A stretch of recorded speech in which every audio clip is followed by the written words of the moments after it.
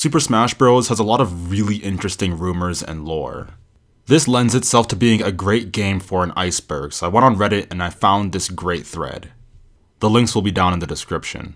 I actually worked with the creator on this, so hopefully I can explain things properly and won't get confused as we dive deeper. There's a lot of information in here, so I can't really go too much in depth with each of them, but it should be enough to where you can get a good idea of what I'm talking about. I'll leave all the sources down in the description. Without any further ado, let's go.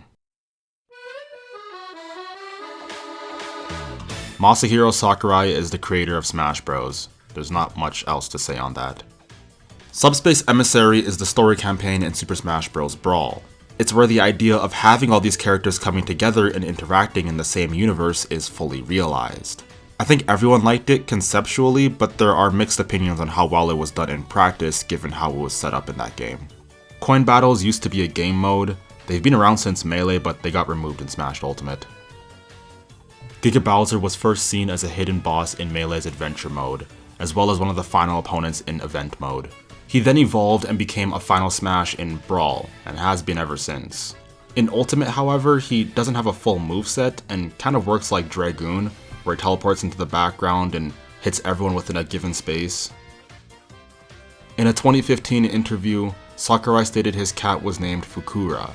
The cat was originally thought to be inside the Pokemon Stadium 2 Ice transformation, but this was confirmed to not be the case. During the Terry reveal, Sakurai addressed why he didn't add Mei as a cameo for Fatal Fury. He said, and I quote, "Super Smash Bros. Ultimate is a game for good boys and girls of many different ages, so we decided not to feature her. Please forgive us."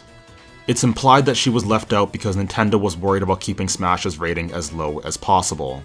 And because of her traditionally suggestive outfit, this would not fly well with ratings. Taboo is the final boss in the Subspace Emissary campaign.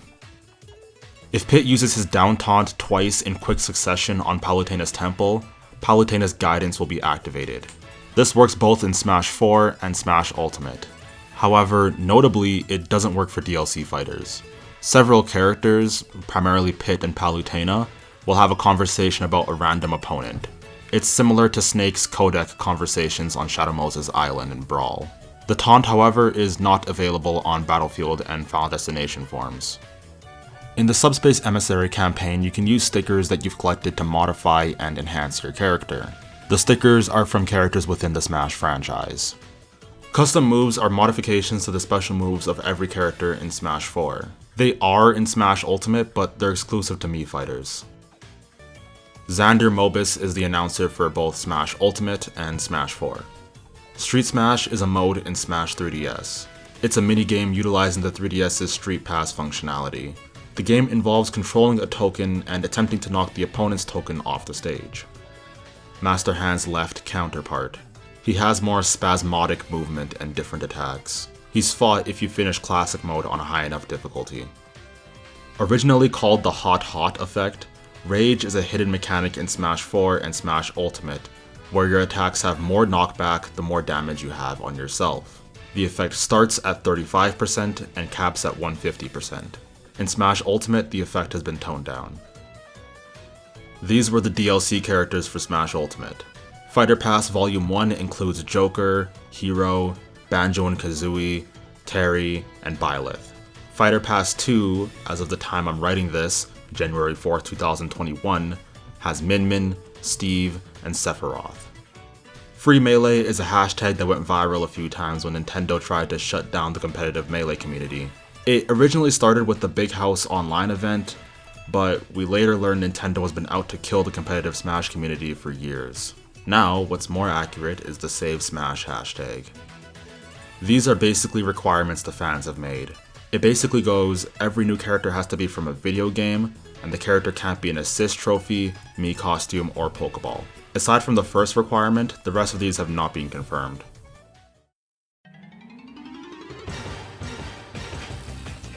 Super Smash Bros. Originally had generic fighting models and was called Dragon King Fighting. Then Sakurai asked if they could have Nintendo characters. They agreed, and the game was repurposed and replaced with Nintendo characters, and ultimately was rebranded Super Smash Bros. Wave dashing is an advanced melee technique that is used by jumping and air dodging directionally left or right. This opens up a lot of movement options and greatly increases the game's skill ceiling. It's been removed in every Smash game since and only carries small traces of it in Smash Ultimate. Might as well tackle this one while I'm here. L cancelling is an advanced technique in Melee that allows your attacks to receive half the landing lag when done when pressing L, R, or Z 7 frames before you land. Melee was developed in 13 months as it had to come in the holiday season of 2001. Sakurai called his lifestyle during this period destructive with no holidays and short weekends. Nintendo Wi-Fi connection was the Wi-Fi server for Super Smash Bros. Brawl. It has since been discontinued. This was a really popular leak before Smash Ultimate came out that revealed a lot of characters. It was more believable than most leaks and people got excited. However, the leak ended up being a hoax. On October 10th, when Sonic was added to the game, Super Smash Bros. Brawl had been delayed from December 3rd to February 10th. On January 14th, the game was delayed again. To compensate for this, Olimar was released on the dojo the week before, and Sheik was revealed during that week. In the Japanese and early American versions of Melee, positioning the camera through the hair and the back of Daisy's trophy reveals a third eye that looks completely different from the other two. It was fixed in subsequent releases. An April Fool's joke pulled by the video game-themed Electronic Gaming Monthly said that Sonic and Tails could be unlocked by defeating 20 or more enemies in Cruel Melee. Upon completing Classic Mode with either of them, it was also claimed that the player would get a special surprise. There is, however, no data on Sonic or Tails found in Melee's code, and all these methods have been debunked. There was a demo for Smash 3DS where you can play as Mario, Mega Man, Link, Pikachu, and Villager against a computer player or in local multiplayer for 2 minutes. You can play the demo 30 times on your 3DS. If you look around on my channel hard enough, you can even find me playing this demo. You can play as Master Hand, play as all black characters, play a 0-second match, and play by yourself using some name entry exploits. There's a 1-controller and a 2-controller method for playing as Master Hand. I'll explain the 2-controller method because it's much more simple, but I'll leave the 1-controller method down in the description. To perform it, have 2 controllers, 1 controller on player 3 and another controller on any other port. Have the 1 controller that's not player 3 select a character, and then hover over the back button, while the one in the third port goes to select a name and have them hover over the new entry button. Both controllers must hit A at the same time to select their option, and then the stage select screen will appear. On whatever stage is selected, player 3 will be Master Hand. To play by yourself in versus mode, once the cursor is over the name field, the player should press A and B simultaneously. The player should release A but continue holding B. The player should scroll down to name entry. Then the player should press A at the correct time while still holding B. If this is timed correctly, the player will go into the stage selection screen. 20XX is a prediction that in some ominous year 20XX, every player will have chosen and mastered Fox to such a perfect degree that the winner will be determined entirely by who has port priority. 20XX is also a training mod you can download for Melee and play on your PC through Dolphin, or install into your memory card. The Subspace Emissary Conquest was the longest piece of English literature for around 10 years. It had over 4 million words. This all changed in 2017. Another fanfic, known as Ambience of Fleet Symphony, took its spot. Usually seen on Temple on these 2 areas, you use a super scope along with the reflectors, and then throw a turnip in the middle. Make sure friendly fire is off and set it up like this. This is some mix of projectiles reflecting across each other. I'm not sure how this works. When you jump in there, it's basically an instant KO. It also has the potential to crash your GameCube though, so be wary of that. This is a mysterious stage in Smash 64. You can't unlock it, it's only an event mode match against Metal Mario, and it's the only Smash 64 stage that has never been remade. Amiibos are infamous for having a lot of defective models. Some of the famous ones are the 2-arm cannon Samus and the tailhead Pikachu. There's a theory that Super Smash Bros. Is just a child's imagination. I'll talk about it more later on, but generally Master Hand and Crazy Hand are the child's actual hands. The trophies and toys that come to life are really just a child's imagination. We see the character's hand in the Smash 64 and Melee openings. Taboo holding Master Hand is symbolic of this child who's growing up into an adult, but still wants to play with his toys. But of course, playing with childish Nintendo toys is considered, you guessed it, taboo. There's a very in-depth video by Game Theory if you want to know more about this. Project M is a mod for Super Smash Bros. Brawl created to emulate Melee's fast-paced gameplay. It's a joy to play, and I honestly think that every Smash fan owes it to themselves to at least play the game. It's honestly one of the greatest fan creations of all time. It's been sort of revitalized and rebranded as Project Plus, so I recommend looking into that actually.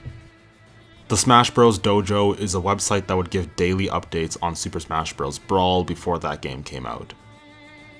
This was a ballot that allowed fans to choose who they wanted to be added into Smash 4. Chain grabbing is an exploit in Melee and Brawl that allows you to continuously grab a character, racking up easy percent. Famous ones being Brawl Ice Climbers and Melee Marth. While we're at it, let's talk about wobbling. In Melee, Ice Climbers could grab you continuously and for as long as they want, pummeling you to death. SDI stands for Smash DI. It's more accurately described as hit stun shuffling. It's a mechanic that allows the player to slightly alter their position during hit lag from being hit by an attack. Tapping the control stick in any direction during the second hit lag frame and onward will slightly move the character in that direction, allowing them to potentially escape multi-hit moves in certain combos. Meteor smashes are attacks where after a certain number of frames, you can jump out. Spikes, on the other hand, you can't jump out of until the hit stun is completely finished. This is because spikes send you at a slight angle downwards, as opposed to meteors which send you straight down. Before Smash came out, they had a 50 fact extravaganza where they revealed 50 facts about Smash 4. Not much else to say on that. I explained L cancelling before, so just apply that definition for here. For some reason in Melee, Mr. Game & Watch can't L cancel some of his moves. It's likely because he was a late addition to the game, similar to Roy and his messed up hitboxes in that situation. There's a mode in Smash for Wii U where you can use the 3DS as a controller, given they also have Smash 4. Neat. Ditto is a Pokemon that was removed in Super Smash Bros. Melee just prior to its release. Its purpose was to create an AI copy of the user's character, which would aid them in battle. The green shell glitch is a glitch in Smash 64 involving the usage of rapid hitting attacks on a pile of green shells. As the attack hits the green shells, they will hit each other in an infinite loop, causing the attacker to be locked in freeze frames until the green shells all vanish. Should there be an opponent in the mix, they'll take 999% damage from the sequence. The debug menu is an element of development that was left in Super Smash Bros. Melee. Within the menu, the player has control over almost all aspects of the game, including non-playable characters, non-playable stages, single-player stages, special CPU behaviors, and more. In order to get the debug menu on the GameCube, an action replay device must be used. While we're on that note, Anakia, you can see the spelling there, is a stage remnant in Super Smash Bros. Melee that can only be accessed through the debug menu. Both evidence left in the game and a comment by Masahiro Sakurai confirmed that the stage is intended to be a Fire Emblem stage. Fire Emblem is the only universe with playable characters and no playable stage in the final game, and the game crashes when you try and load it. If the player pauses and turns the camera all the way to the right or the left, a black wall marked with the word danger can be seen, which is appropriate given the fact that both sides are in areas past the blast zones. There's a theory that Pichu from Melee evolved into Pikachu from Brawl. That's why Pichu wasn't in Brawl. The evidence for this is that Brawl Pikachu had the same blue swim goggles that the Alton Melee Pikachu had. Shortly after the official announcement of the 4th Super Smash Bros., an image circulated around the internet detailing what appeared to be an advertisement or design document that was said to be from the official Nintendo headquarters in Japan for Super Smash Bros. Universe. Multiple image boards worked to translate the document, leading to some supposed preliminary idea for the games. Sakurai, however, stated he had not been working on the new Super Smash Bros. At the time, and he was focusing on Kid Icarus Uprising. The documents were later disproven when it was demonstrated that the game's title would not be Super Smash Bros. Universe. This is sort of a meme, but also a fact of the matter that Super Smash Bros. As it currently stands is probably the biggest crossover in the history of anything if you don't want to buy that interpretation, then it definitely is the biggest crossover in gaming. No one other than Nintendo would be able to do this, so this is actually pretty incredible. Laws18 was a prominent leaker in the early middle portion of Smash Ultimate's pre-release cycle. Though he started out as a legitimate leaker, he soon was exposed to not be all that reliable. Notably, his rise began with a thread posted in June 11th, 2018, stating that every character from every past Smash game would be returning, moveset details for Inkling, Link, as well as the design changes for Ganondorf and Zelda and their incarnations in Ocarina of Time and A Link Between Worlds respectively. Every character has an unused animation that would instantly kill them when activated. It's speculated that this would have been an unused stage KO, for example getting eaten by Piranha Plant. GoldenEye 007 was an N64 classic, so for Melee, James Bond was actually rumored to be a Smash Bros character. The idea actually originated with Nintendo, funny enough. Eventually they decided not to do it. Sakurai said this on the matter: "Showing realistic guns is no good. Character uses an actor's likeness is no good. Since the original game is based on a movie, getting those rights is no good. Rare's property is no good. Blocked on all fronts." So this never happened, but just imagine what world we'd be living in if James Bond was in Super Smash Bros. You have any idea what kind of worms that opens? Goku would be a legitimate possibility for Smash Bros, as, you know, the whole originating in a video game argument would be completely moot. Was this for the better? I don't know, you tell me. In Brawl, if Ike uses his up B right before dying in stamina mode with a flower, he won't come back. There's a beating heart in Ridley's chest in Metroid. When you play against him in regular boss battles, there's just a bunch of weird textures for the heart, but when you look at his trophy and zoom in, you'll find that there's a proper texture for the heart. A stage called Test can be accessed through the debug mode. The cafe in the background is unknown, yet it's theorized to be a scene in the now closed Cafe Verona in Palo Alto, which is apparently in California. There was a poster detailing the fighter pack at a 7-Eleven where they correctly revealed some characters before they were released. They got Hero, Banjo, and Steve correct.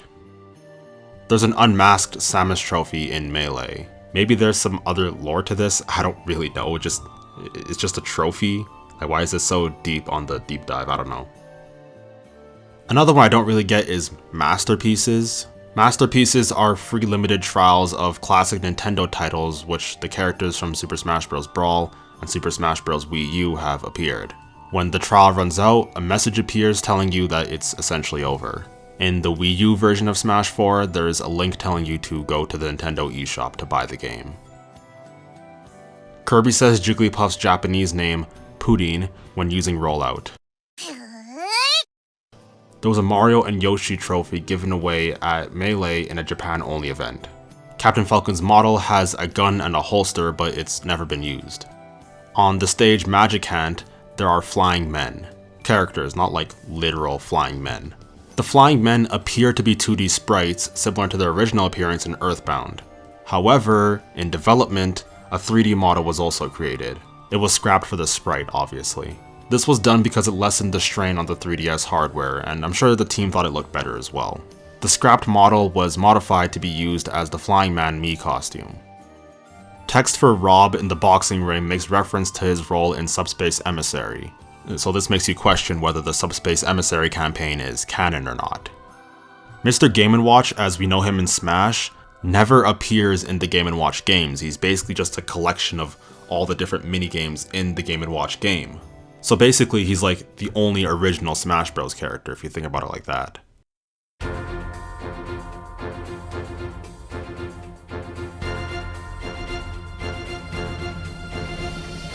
There's a theory that Super Smash Bros. Is actually experienced through the mind of an autist, similar to the theory about Smash being played through the imagination of a child. There's a really in-depth video on this made by Noggin that will explain it in much more detail than I will, so I'll just try and briefly summarize. Basically, autistic kids come in all sorts of shapes and sizes, but overall, most importantly, they have a tendency to become hyper obsessed with things and pay super attention to detail.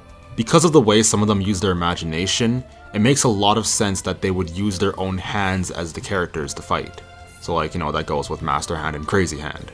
Unlike the general population, autists don't tend to grow out of their obsessions, which is why they attach onto things as a child and usually don't grow out of them. It explains why autists take up a large portion of fan series like My Little Pony, Minecraft, and of course Nintendo. Similar to what I said about the imagination section, as he grows older, he gets action figures and trophies instead of just toys like before.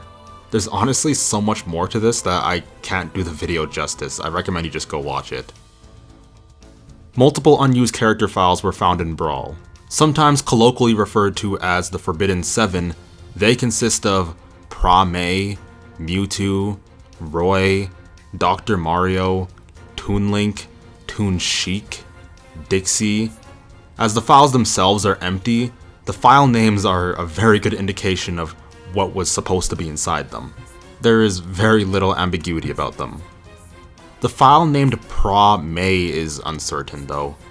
It is commonly theorized to be the Pokemon Plusle and Minun, as their Japanese names are pronounced Purasuru and Mainan, but that doesn't really make any sense because the Ice Climbers have separate character files for the two separate characters, Nana and Popo. And that also doesn't make any sense because all the other Pokemon names are translated, like for example Mewtwo is Mewtwo instead of the Japanese pronunciation Mewtwo. The in-game trophy for Plusle and Minun is also named Prasle and Minun in the code, further deconfirming this theory. Pra-Mei has also been theorized to represent every player.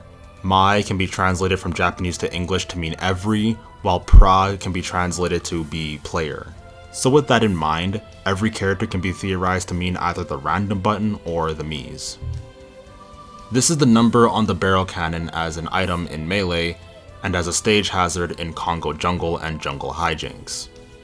Crash and Burn was an unused bonus in Melee's Adventure Mode, which was awarded for missing all of your meteor attacks. It was the only negative bonus.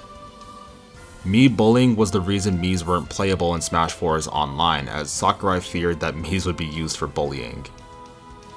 It's unknown where Galeem and Darkon's origins come from. Same could be said for Taboo. Darkon represents the fans in a theory that states that Darkon represents the negative energy and anger of the Smash community. Conversely, Galeem represents Nintendo and the corporations. Again, there's a really in-depth video by Game Theory that's worth checking out, so I'll leave that in the description. That really brief summary I gave only begins to scratch the surface. In Smash 64, Pikachu and Jigglypuff both have unused costumes, with Pikachu getting a yellow hat and Jigglypuff getting a yellow bow. These costumes have stock icons as well. Space jumps are maneuvers done by Player 2 in Subspace Emissary. When used, Player 2's character is quickly relocated to wherever Player 1 currently is, regardless of the obstacles in the way. I don't know why this is so low on the deep dive. I mean, I did this all the time when I used to play Smash Bros. Brawl with my brother. One of the textures on Peach's golf club is actually a pixelated AR-15. Alright, yeah, that'll be it for the deep dive. I hope you enjoyed. I hope you maybe learned something new. Let me know how you feel about some of these. Again, all the links are in the description. I'll catch you all next time. Alright, peace.